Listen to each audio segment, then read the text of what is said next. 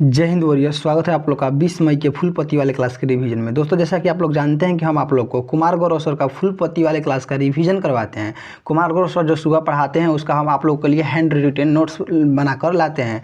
देखिए, सबसे पहले हम लोग कुमार गौरव सर द्वारा कराया गया 10 क्वेश्चन करेंगे और इन सब पर आधारित लास्ट में हम अपने खुद से 10 क्वेश्चन बनाए हैं। उन सब पर आधारित वो जो हैंड रिटेन नोट्स बनाए हैं ना, उन सब पर आधारित 30 ऑब्जेक्टिव क्वेश्चन बनाए, तो उसको भी कराएंगे लास्ट में।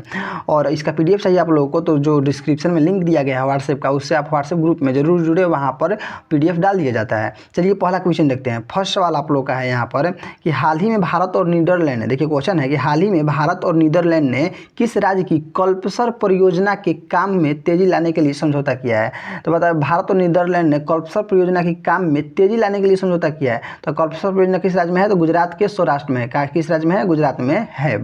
अच्छा, अगर बात करें कि हाल ही में PM मोदी कहाँ कहाँ यात्रा किए हैं, तो देखिए सबसे पहले यहाँ पर UAE में यात्रा किए हैं, उसके बाद स्वीडन गए हैं, स्वीडन के बाद नॉर्वे गए हैं, नॉर्वे के बाद नीदरलैंड और नीदरलैंड के बाद इटली गए हैं। समझ गए? अगर बात करें नीदरलैंड के CM रॉब जेटन है। कौन है? रॉब जेटन है। कौन है? रॉब जेटन। नीदरलैंड के CM कौन है? रॉब जेटन है। ओके। नीदरलैंड के देखिए नीदरलैंड के ऑल्फिसलिस्टिक्स मैनेजमेंट से प्रेरित होकर PM मोदी ने गुजरात के कल्पसर परियोजना में तेजी के लिए नीदरलैंड से समझौता किया है। समझ गए?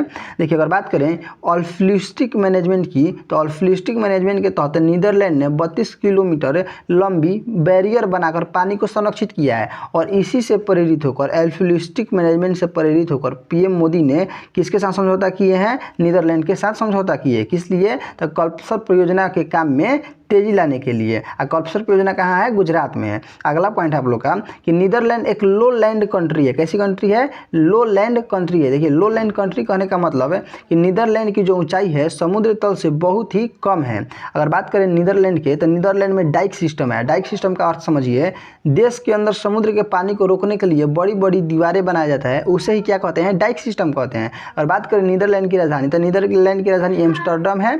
यूरोप का सबसे व्यस्तम बंदरगाह का नाम बताइए। तो यूरोप का सबसे व्यस्तम बंदरगाह रोटरडैम बंदरगाह है। और रोटरडैम बंदरगाह कहाँ पर स्थित है? तो ये नीदरलैंड में स्थित है। अगर बात करें रोटरडैम बंदरगाह किस नदी पर स्थित है? तो राइन नदी पर स्थित है। ओके। अगर बात करें इंटरनेशनल कोर्ट, अंतर्राष्ट्रीय न्यायालय का मुख्यालय कहाँ पर है? तो द हेग में है। और द हेग कहाँ पर है? तो नीदरलैंड में है। ओके। चलिए क्वेश्चन नंबर 2 आप लोग का है कि देश का तीसरा NIFTEM कहाँ स्थापित किया गया है? तो देश का तीसरा NIFTEM बिहार के हाजीपुर में स्थापित किया गया है। हाजीपुर किस जिला में है? तो हाजीपुर वैशाली जिला में स्थित है। और बात करें बिहार के, तो बिहार की CM सम्राट चौधरी हैं और बिहार का स्थापना 22 मार्च 1912 ईस्वी को हुआ था। समझ गए? अच्छा, अगर बात करें देश का तीसरा NIFTEM कहाँ स्थापित किया गया? बिहार के हाजीपुर में। तो देश का पहला NIFTEM हरियाणा के कुंडली में स्थित है और देश का दूसरा NIFTEM तमिलनाडु के तंजावुर में स्थित है। चलिए, अगर बात करें NIFTEM का उद्देश्य क्या होता है, तो NIFTEM का उद्देश्य वैल्यू एडिशन करना है। क्या है? वैल्यू एडिशन करना, मतलब कि जो टमाटर है, टमाटर जो किसान लोग बेचते हैं, टमाटर ना बेचे बल्कि टमाटर का सॉस बनाकर उसको पैकिंग करके अच्छा से बेचे, उसको ज़्यादा मुनाफा होगा। इसी को क्या बोलते हैं? वैल्यू एडिशन बोलते हैं। अगर बात करें NIFTEM खाद्य प्रसंस्करण की, तो NIFTEM खाद्य प्रसंस्करण मंत्रालय के अंतर्गत आता है। किसके अंतर्गत आता है? खाद्य प्रसंस्करण मंत्रालय के अंतर्गत आता है। क्वेश्चन नंबर 3 आप लोग का है कि हाल ही में स्पोर्ट्स विश्व कप 2026 में जगह पक्की करने वाले पहले भारतीय ग्रैंड मास्टर कौन है? तो उनका नाम अरविंद चिदम्बरम है, जो कि कहाँ के रहने वाले हैं? चेन्नई के रहने वाले हैं। और बात करें E-स्पोर्ट विश्व कप 2026 कहाँ पर हुआ है? तो सऊदी अरब के रियाद में हुआ है। E-स्पोर्ट विश्व कप 2026 में कब से कब तक होगा? तो 6 जुलाई से 23 अगस्त तक होगा। अच्छा, अगर बात करें ग्रैंड मास्टर का, तो ग्रैंड मास्टर का संबंध शतरंज से है। हम लोग जानते हैं कि भारत का पहला ग्रैंड मास्टर विश्वनाथ आनंद है। भारत के लेटेस्ट जो कि 95वां ग्रैंड मास्टर है, उनका नाम आरण्यक घोष है। कहाँ के हैं? पश्चिम बंगाल के हैं। भारत के 94वें नंबर के ग्रैंड मास्टर मयंक चक्रवर्ती हैं। 93 नंबर के ग्रैंड मास्टर आरव डेंगला है और 92 नंबर के ग्रैंड मास्टर आर्यन वैष्णव है। ये सबको राज्य याद रख लीजिएगा। मयंक चक्रवर्ती असम राज्य से संबंधित है, आरव डेंगला कहाँ के हैं? महाराष्ट्र के हैं, और आर्यन वैष्णव दिल्ली के हैं। लेटेस्ट कौन है? आरण्यक घोष है। कहाँ के हैं? पश्चिम बंगाल के हैं। चलिए अगला क्वेश्चन की तरफ चलते हैं। क्वेश्चन नंबर, इसी में कुछ पॉइंट है इंपॉर्टेंट, इसको देख लेते हैं। अगर बात करें कि पीपा मूवी की है, तो पीपा मूवी में ईशान खट्टर कैप्टन बलराम मेहता जी का रोल अदा किए हैं। अच्छा, पीपा मूवी में ईशान खट्टर किसका रोल अदा किए हैं? तो कैप्टन बलराम मेहता। और इनके बारे में जानते हैं। तो कैप्टन जो बलराम मेहता हैं वो 45वीं कैवेलरी रेजिमेंट में थे। कैप्टन बलराम मेहता 1971 के भारत पाकिस्तान युद्ध में भाग भी लिए थे। अगर बात करें कैप्टन बलराम मेहता जी की तो इनके एक पुस्तक भी लिखे हैं, उस पुस्तक का नाम द बर्निंग चेफिज है। अगर बात करें ईशान खट्टर तो ईशान खट्टर जो होम बाउंड मूवी था जो ऑस्कर में गया था तो होम बाउंड मूवी में भी काम कर चुके हैं। कौन? ईशान खट्टर। अगर बात करें 2026 के गोल्ड हाउस ऑफ गोल्ड सूची में शामिल होने वाले प्रथम व्यक्ति तो ईशान खट्टर है। ओके, क्वेश्चन नंबर 4 के पास आते हैं कि हाल ही में UIDAI के CEO पद पर किसे नियुक्त किया गया है? तो सौरभ विजय को नियुक्त किया गया है UIDAI के CEO पद पर। अगर बात करें UIDAI के फुल फॉर्म तो unique identification authority of India होता है। UIDAI आधार कार्ड का मैनेज करने का काम करता है। UIDAI का संबंध किससे है? आधार कार्ड से है। विश्व की सबसे बड़ी बायोमेट्रिक पहचान भी हम लोग किया है तो आधार कार्ड है। सौरभ विजय से पहले UIDAI के CEO कौन थे? तो वो भुवनेश कुमार थे। कौन थे? भुवनेश कुमार। UIDAI का स्थापना की बात करें 2016 के अधिनियम के तहत 12 जुलाई 2016 ईस्वी को हुई थी। UIDAI का मुख्यालय नई दिल्ली में स्थित है। UIDAI का शुभंकर की बात करें तो उदय इसका शुभंकर है। आर्टिकल 21 में पुट्टास्वामी केस के तहत निजता के अधिकार को मौलिक अधिकार कहा गया, सब लोग जानते हैं। और ये भी बात जानते हैं कि आधार कार्ड में कितने नंबर होती हैं? 12 डिजिट होती हैं।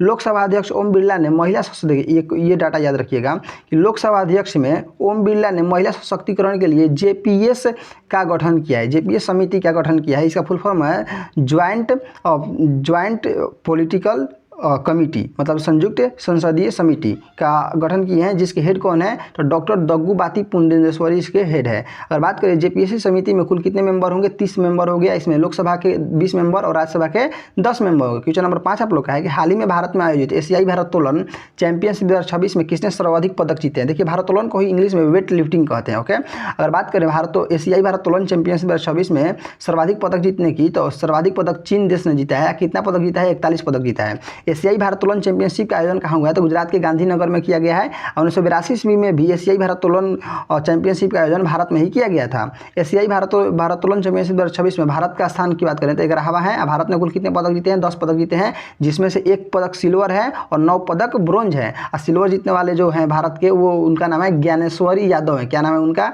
ज्ञानेश्वरी यादव। 5वां एशियाई कप ब्रिज चैंपियनशिप गोवा में होगा। कहाँ पर होगा? गोवा में होगा। जो ये है एशिया कप ब्रिज चैंपियनशिप 4 साल में एक बार होता है। चलिए क्वेश्चन नंबर 6 के पास आते हैं कि हाल ही में केंद्रीय क्षेत्रीय परिषद की बैठक कहाँ पर आरंभ हुई है? तो केंद्रीय क्षेत्रीय परिषद की बैठक छत्तीसगढ़ के जगदलपुर में प्रारंभ हुई है। अगर बात करें केंद्रीय क्षेत्रीय परिषद की तो ये कौन से क्रम के हैं? 26वां क्रम के हैं। क्षेत्रीय परिषद की स्थापना की बात करें तो राज्य पुनर्गठन अधिनियम 1956 के तहत हुई थी। राज्य पुनर्गठन अधिनियम को फजल अली आयोग के सिफारिश पर लाया गया। अगर बात करें क्षेत्रीय परिषद के हेड कौन होते हैं? तो हेड गृह मंत्री अमित शाह है। उत्तर पूर्वी की बात देखिए, अगर बात करें उत्तर पूर्वी क्षेत्रीय परिषद की स्थापना कब हुई थी? तो 1972 के अधिनियम के तहत हुई थी। और उत्तर पूर्वी क्षेत्रीय परिषद का मुख्यालय की बात करें तो इसका मुख्यालय शिलोंग में स्थित है। अगर बात करें कि केंद्रीय क्षेत्रीय परिषद में कौन कौन सा राज्य आता है तो इसमें उत्तर प्रदेश, मध्य प्रदेश, उत्तराखंड और छत्तीसगढ़ जैसे राज्य आते हैं। जन सेवा केंद्र की बात करें तो जन सेवा केंद्र का उद्घाटन छत्तीसगढ़ के बस्तर में किया गया। और जन सेवा केंद्र का नाम शहीद वीर गुंडाधुर के नाम पर रखा गया है। चलिए अगला क्वेश्चन की तरफ चलते हैं। क्वेश्चन नंबर 7 कि हाल ही में मेजर जनरल BC खंडूरी का निधन हुआ है। ये किस राज्य के मुख्यमंत्री रहे हैं? तो BC खंडूरी उत्तराखंड के मुख्यमंत्री रह चुके हैं। मेजर जनरल BC खंडूरी को 2007 में उत्तराखंड के CM बनाया गया और 2009 में इसको हटा दिया गया, लेकिन फिर 2012 में इनको पुनः CM उत्तराखंड का बनाया गया। लेकिन अभी बात करें वर्तमान में उत्तराखंड के CM कौन है? तो वर्तमान में उत्तराखंड के CM पुष्कर धामी जी हैं। अगर बात करें UCC बिल पास करने वाला भारत का पहला राज्य तो उत्तराखंड है। और उत्तराखंड का स्थापना कब हुआ था? तो 9 नवंबर 2000 ईस्वी को उत्तराखंड का स्थापना किससे अलग होकर हुआ था? तो उत्तर प्रदेश से अलग होकर हुआ था। अगला क्वेश्चन है 8 नंबर कि हाल ही में केंद्रीय सूचना आयोग किसे RTI एक्ट के दायरे से बाहर रखने का आदेश दिया है? तो BCCI को RTI एक्ट से बाहर रखा गया है। केंद्रीय सूचना आयोग की स्थापना की बात करें तो RTI एक्ट 2005 के तहत की गई। भारत के वर्तमान मुख्य सूचना आयुक्त कौन है? तो भारत में वर्तमान मुख्य सूचना आयुक्त राजकुमार गोयल है। भारत के पहले मुख्य सूचना आयुक्त कौन थे? तो वजाहत हबीबुल्ला थे। और बात करें कि केंद्रीय सूचना आयोग ने 2018 ईस्वी में BCCI को RTI एक्ट में शामिल किया गया था, लेकिन 2026 में इसको बाहर कर दिया गया है। BCCI के हेड की बात करें तो मिथुन मनहास है और ICC के हेड कौन है? और जैसा है। BCCI के मुख्यालय की बात करें तो महाराष्ट्र के वानखेड़े स्टेडियम में है। ओके, अगला क्वेश्चन है क्वेश्चन नंबर 9 कि हाल ही में हेल्थ AI कॉन 2026 कहाँ हुआ है? तो ये नई दिल्ली में हुआ है। अगर बात करें AI फॉर ऑल प्रोग्राम की शुरुआत किस संस्था ने की है? तो नीति आयोग ने की है। क्वेश्चन नंबर आज का लास्ट है कि हाल ही में नासा के सैटेलाइट ने यूफ्रेटस नदी के वर्ष 2040 तक पूरी तरह से सूखने की पुष्टि की है। इस नदी का उद्गम स्थल कहाँ है? तो यूफ्रेटस नदी का उद्गम स्थल तुर्की में है। यूफ्रेटस नदी तुर्की, सीरिया, इराक से होते हुए फारस की खाड़ी में आकर मिल जाता है। अगर बात करें नासा के उपग्रह ग्रेस की, तो देखिए नासा का एक उपग्रह है जिसका नाम है ग्रेस। इसका कार्य है पृथ्वी पर गायब होती हुई हर बूंद पर नजर रखना। चलिए इन सब पर आधारित हम लोग 30 ऑब्जेक्टिव क्वेश्चन लगाते हैं। पहला सवाल आप लोग का है कि हाल ही में यूएई के फुजैरा पोर्ट से भारत के किस राज्य के बीच कल्पतरु परियोजना को तहत समझौता किया गया है?